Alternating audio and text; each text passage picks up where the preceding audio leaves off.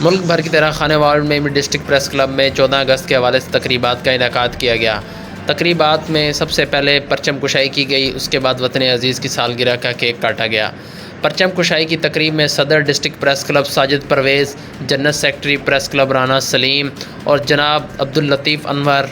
سابقہ صدر بانی پریس کلب خانہ وال طاہر نسیم، طارق شہزاد، احمد رضا قادری، رانا ریاست، ندیم مغل، چودھری تنویر احمد، صدر front media group, engineer Irfan Javed, Kashif بچہ، راشد ملک، نعیم، مرزا افضال، عمران سلطان اور دیگر صحافیوں نے بھی شرکت کی۔ ان کا کہنا تھا کہ ہم اپنے وطن پاک سے بے پناہ محبت کرتے ہیں اور اسی طرح اس محبت کو قائم و دائم رکھیں گے۔ ان کا کہنا تھا کہ آج کا دن ہمارے لیے بہت خصوصی دن ہے، کیونکہ آج کے دن ہمارا وطن پاکستان آزاد ہوا تھا، اور ہم دعاگو ہیں کہ اسی طرح وطن عزیز میں ہم اپنی آزادیوں کے ساتھ رہیں اور پاکستان ہمیشہ ہنستا کھلتا رہے۔